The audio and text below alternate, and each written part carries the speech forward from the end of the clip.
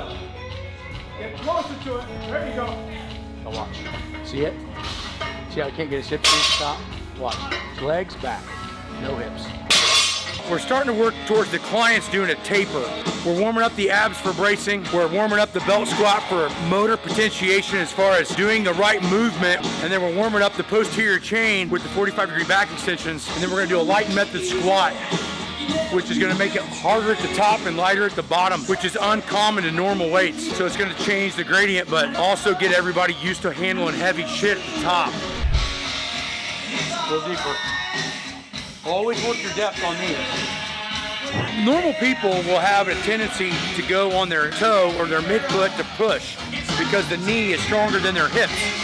So with the warm-ups, you really want to be dialed in on pushing on your heel almost 95%, because then it teaches the body how to use the hips to stand up. Everybody knows how to use their quad, which is why you don't teach Olympic squats. It doesn't fix any weaknesses, it only strengthens strengths, and then you end up having issues.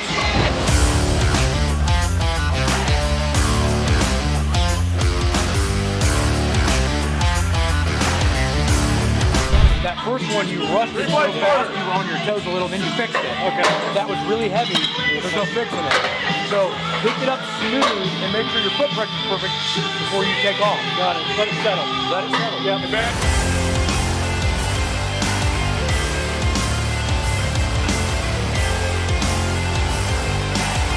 When you're over 40, you gotta save a little bit more in the tank, and his form is already so good that he can overtrain really fast due to having cancer back in the day. So you stimulate, you don't annihilate, so that the body can keep growing, so he doesn't have to miss next week being sick. He can train hard again and again and again. Got it. Go. See his hips. So he misses that because his hips came up into a stiff leg at first. The body does that because the knees want to straighten out. The brain's like, hey, my knees are strong enough to do this, and this whack blocks the knee straight, and then he's got to finish it with his posterior chain, and it's not there. So a mixture of improper accessories, improper coaching cues, and poor motor patterns on top of all of that, and just never fixing the weak spots. So by seeing that, you notice his glutes and his hamstrings are not helping hardly at all, and his knees are stronger than fuck. So we have a quadricep to posterior chain imbalance that puts him in a bad position. Everything works together, watch. Hips, knees lock out at the same time. Same time, same time. Unadvanced people or uncoached people will go knees first, then hips, creating a stiff-legged property. Then they're gonna miss right at their knee with a heavy weight or below. So you'll see with the guy in the green shirt, watch where he misses. Let's go! Get closer to it. There you go. Now watch. See it? See how I can't get his hips to the top? Watch. His legs back, no hips. See it? Now you're gonna be able to see it better if the camera guy gets to the side and actually watches the side of you. But my camera guy doesn't know anything about lifting weights, so he wouldn't know that. That was better, but that first rep or foot pressure is all wobbly. We're using the high box today because the importance of this exercise is to get used to bracing and picking the weight up out of the top. It's not the depth of the squat today. We've been squatting pretty deep the last 6 or 8 weeks, so now we're overloading the top and the midsection of the lift. So as you can see, Sarah's shorter. She's on about 1.5 inches tall plates. And now she's just slightly above parallel. So that's a good training position for this exercise. She's not impatient either. So you see that took 1.5 years. That's why most people won't listen on how to squat right, because it takes a long time.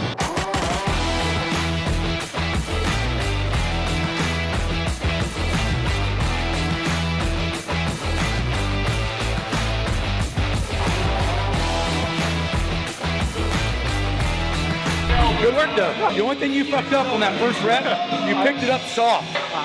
You didn't stand up to lean the glute. You were still in your knee, so it made you do this a little bit on the way down.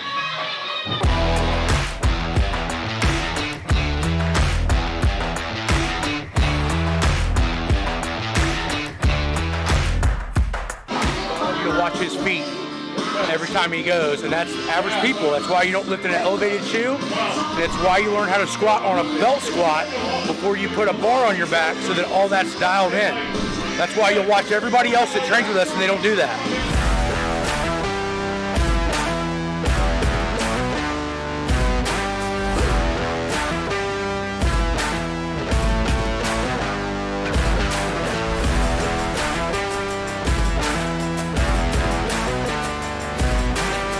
Hey guys, what's going on? And I'm glad you got to watch the video. You got to see a guest come from Chicago. We had a lot of form issues, and this is why it's so important to get on online coaching, or at least come to an assessment, or let us assess you virtually so that we can make sure that your technique is right, because he spent an entire year training and his form's actually gotten worse because he wasn't getting constant coaching. This is where it's very difficult. A coach might give you percentages or might give you a workout, but if there's no follow through with technical advice, you're going to be limiting your not only your strength, but also possibly causing an injury. The next thing I want you guys to understand is that this was more of an advanced training cycle. We used light and method bands from the top. We used bands doubled over on the deadlift at the bottom, which equated to about a 350-pound deadlift with just 135 on the bar. As you can see, a lot of the guys were slipping with the weight in their hands because we were pulling double overhand. So I hope you guys really enjoyed the video. Please go and visit wenningstrength.com, take a look at some of our products. And if you have technical issues like the guy in the green did, then make sure you jump on online coaching or at least get an assessment. Talk to you guys soon. Lately I've been living like I can't take a loss.